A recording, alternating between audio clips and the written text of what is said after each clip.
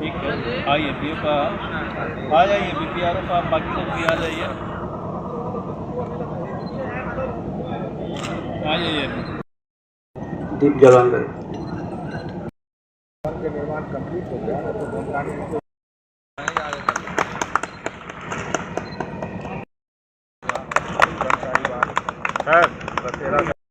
तो श्री दीपू मिश्रा उप प्रमुख भोरे।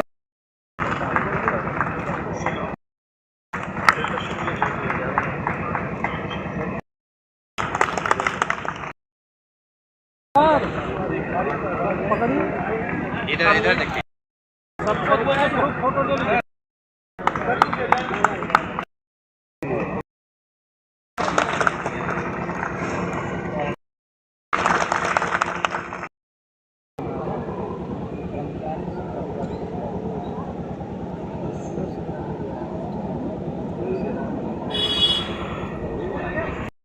स्वागत करें इनका। और हमारे बीच कुछ ही देर में डीसीएलआर सर आप सभी से कि आप थाना पे जाइए, थाना पर जा करके हमको फोन कीजिए। थाना पर ज्यों ही जाता है कोई व्यक्ति, चूंकि अनुमंडल से या पुलिस अधीक्षक महोदय वो डायरेक्टली आपका काम करने के लिए नहीं आ सकते हैं। हम लोग डायरेक्टली काम करवाते हैं थाना से, और थाना का ये फर्ज है कि आपका काम करे। तो डायरेक्टली हम लोग भेजते हैं थाना पर, और थाना अध्यक्ष को बोलते हैं कि इनका जो भी ग्रीवांसेस है आप देख लीजिए, काम कर दीजिए और रिपोर्ट हमको भेज दीजिए। जैसा कि यहाँ के थाना अध्यक्ष महोदय ने आपको 181 के बारे में बताया, महिला से संबंधित शिकायत हो गई। 1098 वो चाइल्ड से रिलेटेड कोई भी मिसिंग हो या कोई है, कोई मिल गया है आपको, वो है, और 112 के बारे में आपको बताया। लेकिन सबसे इफेक्टिव ये रहेगा, और उपलब्धि भी अपनी बताई कि 9 महीना के अंतर्गत जो पिछले साल जो शराब का टारगेट था वो हमने, परिचय है, एसपी से परिचय है, थानेदार से परिचय है, आपका हम काम करा देंगे। फालतू का बात बोलता है। सिंपली एक आवेदन लिखिए, नहीं आता है किसी से लिखवा लीजिए, अंगूठा मार लीजिए, मेरे पास चले आइए। मेरे पास नहीं आ सकते हैं तो हमको फोन कीजिए, थाना में जाइए, हम आपका काम कराएंगे।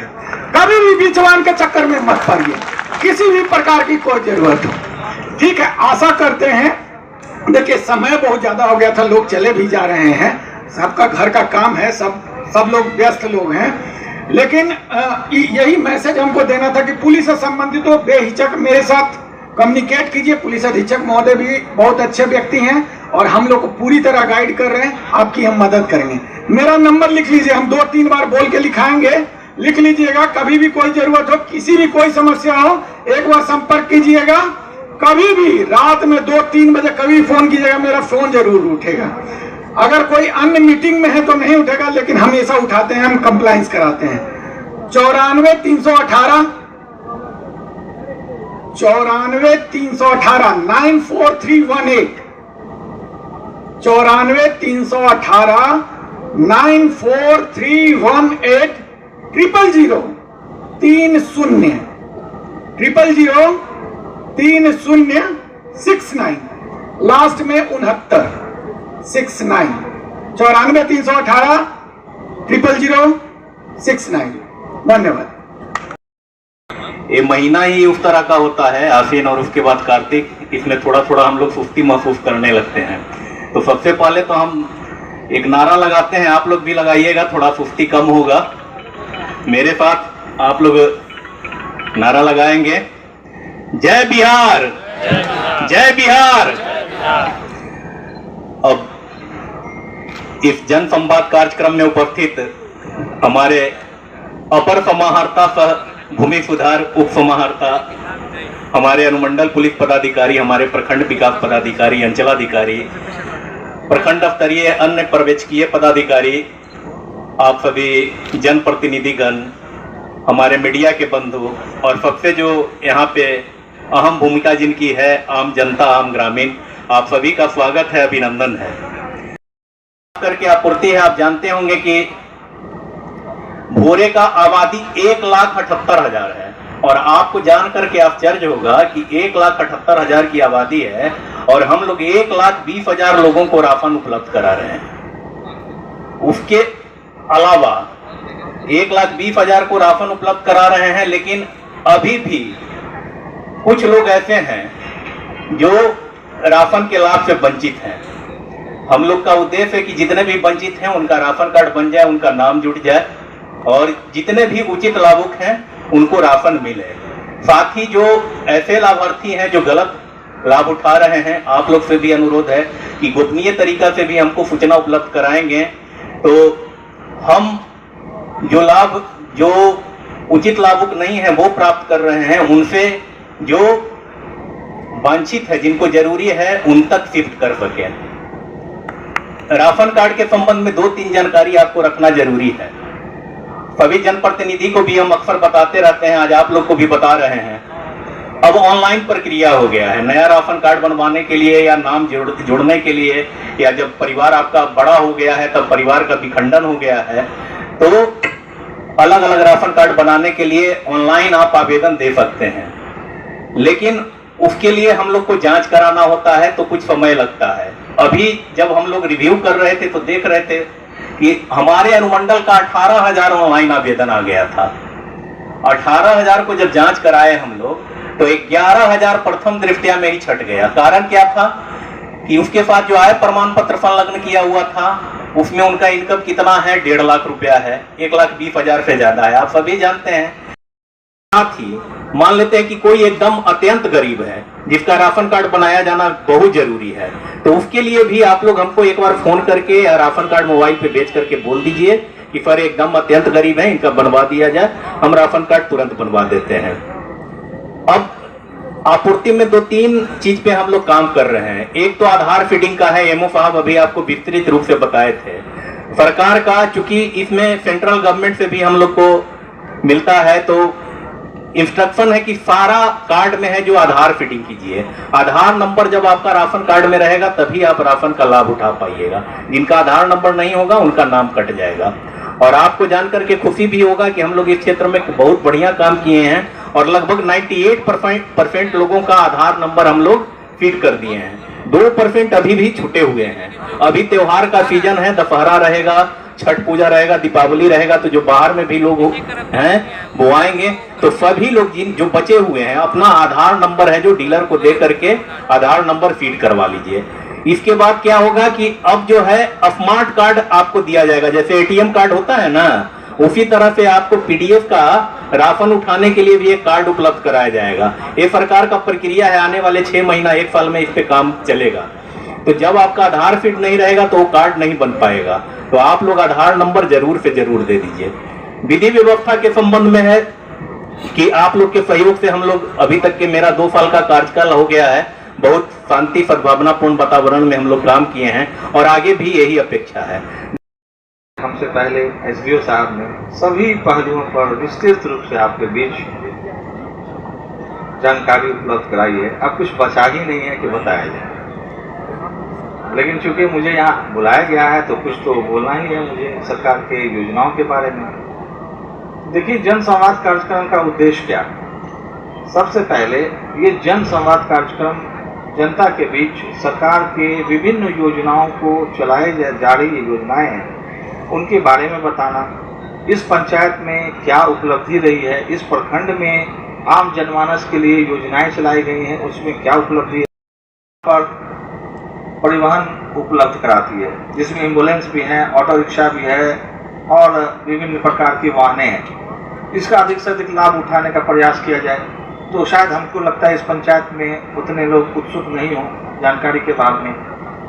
कई कल्याण की ऐसी योजनाएं हैं, जैसे बहुत असाध्य रोग हो जाते हैं कभी कभी इंसान के बीच, हार्ट का रोग है, किडनी का हो गया, लीवर का हो गया, इसको भी ट्रांसप्लांट करने के लिए या इससे अच्छी सुविधाएं जो यहाँ उपलब्ध नहीं है बाहर भेजा जाता है। प्रक्रियात्मक इसमें रूप से, तकनीकी रूप से आपको या तो अधिवक्ता के माध्यम से अपनी बात रखनी है, या अगर आप खुद सक्षम हैं तो अधिवक्ता की आवश्यकता भी नहीं है, आप खुद अपनी बात वहाँ रख सकते हैं। डीसीएलआर से आप दोनों पक्षों को सुनकर जो भी कागजात हैं उसका अवलोकन कर देखकर और ये डिसाइड करते हैं कि वास्तव में ये भूमि किसकी है या इस पर किसका दखल कब्जा होना चाहिए, या नापी के द्वारा इसको हम सुलझा सकते हैं, विवाद का निराकरण कर देते हैं। एक पक्ष को ही लाभ इसमें मिलता है, क्योंकि एक पक्ष हमेशा कहीं ना कहीं उसको लगेगा कि मेरे पक्ष में नहीं हुआ, तो दूसरा पक्ष भी अगर चाहे विक्षुब्ध हो तो कमिश्नर साहब के यहाँ इसका अपील दायर कर सकते हैं।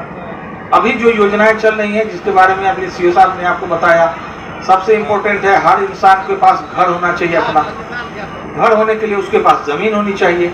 अगर कोई भूमिहीन श्रेणी का व्यक्ति है जिसको वास के लिए कोई जमीन उपलब्ध नहीं है, तो सरकार उसको भी जमीन उपलब्ध कराती है जो सरकार की जमीन है।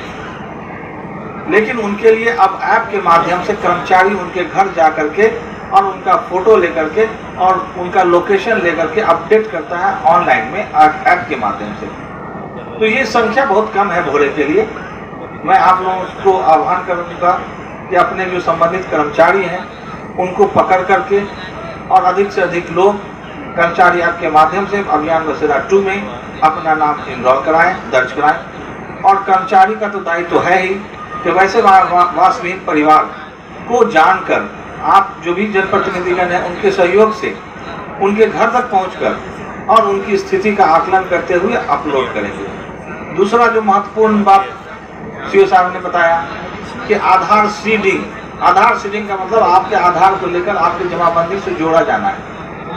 अधिकतर लोग हिचकिचा रहे हैं, आधार नंबर हम कैसे दे दें, पता नहीं मेरा जमीन किधर से किधर चला जाएगा। ऐसा कुछ नहीं होगा, यह आपकी सेफ्टी एंड सिक्योरिटी के लिए। जैसे बैंक के साथ तो जो आज जन संवाद का कार्यक्रम का आयोजन किया गया है चतुरा खास पंचायत में, क्या कहेंगे इस पर आप पहले? जन संवाद कार्यक्रम आयोजित किया गया था। जन संवाद का उद्देश्य यही है कि जो सरकार की योजना है वो आम जनता तक पहुंचाना, कि जो भी उसके लाभार्थी हैं उसका लाभ उनको मिल सके। और सारे विभाग के पदाधिकारी यहाँ पे आए हुए थे और सरकार की जो विभिन्न विभाग की योजनाएं हैं उनसे अवगत कराया गया, उनसे सुझाव प्राप्त किया गया। साथ ही साथ हम लोग ने ये भी बतलाया कि जो समाज सुधार से संबंधित जो आम जनता का दायित्व है और विधि व्यवस्था बनाए रखने में, शांति सद्भाव बनाए रखने में, इससे भी अवगत कराया गया। जैसे यातायात नियमों का पालन करना हो, हेलमेट पहन करके निकलें, तो सारी बातों से अवगत कराया गया। और हमको लगता है कि इस तरह का जन संवाद कार्यक्रम जनता के लिए बहुत ही उपयोगी है। देखा जा रहा है सर कि अभी जो सरकार की योजनाएं हैं राशन कार्ड को लेके आपके द्वारा बताया गया है, फिर भी बहुत से ऐसे लाभुक हैं जो वास्तव में उनको मिलना चाहिए, लेकिन उससे प्रक्रिया होता है। आप समझिए, कोई भी समस्या होता है उसका निदान हमेशा नहीं होता है। आप समझिए, एक परिवार है, परिवार बढ़ेगा, कुछ जो जन्म लेंगे, कुछ लोग मृत्यु प्राप्त होगा, जिनका मृत्यु हो गया उनका नाम कटेगा, जो जन्म लिए हैं उनका नाम जुड़ेगा। कुछ लोग गरीब हैं जिनका इनकम 10,000 से कम था पहले, लेकिन अभी उनका आय बढ़ गया होगा, अमीर हो गए होंगे, अब पात्रता नहीं रखते हैं, उनका नाम कटेगा। कुछ ऐसे लोग भी होंगे जो पहले पात्रता नहीं रखते थे लेकिन अभी उनका आय कम हो गया था, तो अब उस दायरे में आ गए हैं, तो उनका नाम जुड़ेगा। तो अब तो ओपन ऑनलाइन हो गया है, ऑनलाइन सुविधा है। ऑनलाइन नए राशन कार्ड बनवाने के लिए या नाम जुड़वाने के लिए ऑनलाइन आवेदन कर सकते हैं। हम लोग उसका जांच कराते हैं। अभी तो हम लोग हर पंचायत पे भी एक नोडल पदाधिकारी का प्रतिनियुक्ति कर रहे हैं, जिनके देख रेख में सारे कार्ड का जांच किया जाएगा और प्रखंड आपूर्ति पदाधिकारी भी उसको देखेंगे, हम लोग को फॉरवर्ड करेंगे, हम लोग के स्तर पर। सर, आपके द्वारा बताया जा रहा है कि राशन सीडिंग का जो प्रक्रिया चल रहा है, तो बात को समझिए। राशन सीड का यही है कि जो उचित लाभार्थी हैं उन्हीं को आना है, कोई गलत है राशन जो बांटते हैं। आप समझिए, आप लोग ये हैं, मीडिया के बंधु हैं, आप लोग का भी दायित्व है। सरकार का योजना सिर्फ राशन की राशन नहीं है, कम से कम 100 योजना ऐसा होगा जिससे आम आदमी वाकिफ नहीं है। जैसे एक छोटा सा उदाहरण से आपको हम बताते हैं, अभी हर एक कमिश्नरी स्तर पे मेडिकल का कोचिंग करने के लिए व्यवस्था कराया गया है। और आपको जानकर आश्चर्य होगा कि वहाँ पे 2 लाख, 3 लाख, 4 लाख रुपया के पैकेज पे ट्यूटर नियुक्त किया गया है, उसका एग्ज़ाम लिया गया है और आवासीय भी वहाँ पे कोचिंग व्यवस्था उपलब्ध कराया जा रहा है। उसी तरह से है कि शिक्षा ऋण है, शिक्षा ऋण में हम लोग बहुत प्रयास कर रहे हैं, शिक्षा ऋण लेने वाले लाभुक मिल नहीं रहे हैं। तो बहुत सारी योजना है, सिर्फ एक राशन ही नहीं है। तो हर योजना आम जनता तक जो उसके लाभार्थी हैं वहाँ तक पहुँचे, इस कार्यक्रम का वही है। अच्छा, जो दर्शक देख रहे हैं सर, आपको सुन रहे हैं हम लोग के माध्यम से क्या उन लोगों को बताना चाहेंगे? बताना यही चाहेंगे कि देखिए, अगर किसी को कोई भी समस्या हो तो प्रखंड कार्यालय पे भी सभी विभाग के पदाधिकारी हैं, कर्मी हैं। हम लोग भी हमेशा 24/7 उपलब्ध रहते हैं, ऑफिस में रहते हैं, फ़ोन पे उपलब्ध रहते हैं। तो किन्हीं को कुछ समस्या हो तो संपर्क कर सकते हैं, लेकिन आवश्यक हो तभी, ऐसे नहीं कि अन्यथा फ़ोन किए गुड मॉर्निंग करने के लिए, हालचाल लेने के लिए। अगर कोई ज़रूरी आवश्यकता हो तो फ़ोन करें, हम लोग उपलब्ध सर, हमेशा राशन कार्ड धारकों से यही शिकायत मिलती है कि उन्हें 1 यूनिट पे 1 किलो कम दिया जाता है राशन। ऐसा है तो देखिए, अगर इस बात को इनकार नहीं किया जा सकता है कि अगर कोई डीलर ऐसा बदमाशी करता है तो उसका कंप्लेन दें, शिकायत दर्ज करें, हम लोग जांच करके कार्रवाई और करेंगे। पूछताछ करने पे कहते हैं ऊपर से ही सिस्टम ऐसा है। ऊपर से सिस्टम है तो आपने पता करने का प्रयास किया? पूछिए कि ऊपर से कौन सिस्टम बोलता है। ऊपर से बताएगा ना, कंप्लेन दे। चलिए, ठीक है, धन्यवाद सर। सर, क्या कहेंगे, आज जनसंवाद का आयोजन किया गया था चकरवा पंचायत में, आप भी उपस्थित थे। जहाँ तक जनसंवाद कार्यक्रम का मूल उद्देश्य का बात है, ये सरकार की बहुत ही अच्छी योजना है और इसमें प्रखंड के और जिला स्तरीय, मंडल स्तरीय सारे पदाधिकारी मौजूद होते हैं और जितना भी प्रकार का योजना सरकार का है उसकी जानकारियाँ यहाँ दी जाती हैं, उसके प्रोसेस डिस्कस किए जाते हैं, उसके फ़ायदे गिनाए जाते हैं। और जहाँ तक पुलिस का सवाल है, विधि व्यवस्था और सुरक्षा प्रदान करना हम लोग का दायित्व रहता है। उसी से संबंधित जितनी भी प्रकार की जानकारियाँ हैं, पुलिस के टोल फ्री नंबर हैं जी और उनकी उपलब्धियाँ हैं जो जन संवाद कार्यक्रम पुलिस अधीक्षक महोदय द्वारा, मेरे द्वारा और थाना के स्तर पर किया जाता है, उसके बारे में हम लोग सभी को बताते हैं और सभी को ये सचेत करते हैं कि सजग रहिए, जागरूक रहिए और किसी भी बिचौलिए के घेर में मत पड़िए और सही जानकारी रखिए, सही समय पर, सही जगह पर और सही लोगों से मिलिए। सर, अनुमंडल पुलिस पदाधिकारी होने के नाते एक सवाल बनता है कि जो भी देश के चौथे स्तंभ मीडिया के लोग और हम लोग ये कहीं ना कहीं प्रशासन का सहयोग करते हैं, प्रशासन का सहयोग मिलता है। ये कहीं कहीं ऐसा सर होता है कि कहीं हम लोग को भी परेशान किया जाता है। अगर ऐसी कहीं आपको परेशान करने होने की दिक्कत नहीं है, यदि आपको कोई परेशान कर रहा है तो आवेदन आप हमको दे सकते हैं या बता सकते हैं, किसी भी माध्यम से हम उसकी जांच कर लेंगे।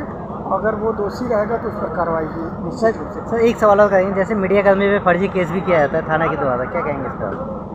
फर्जी केस किया जा सुपरविजन नहीं होता है, इसमें दो राय नहीं है, लेकिन फर्जी केस के बारे में आप हमको जानकारी दें। अगर वो फर्जी है, साक्ष्य दें, उसकी जांच करेंगे और निश्चित रूप से उसको गलत ठहराएगा। Thank you sir.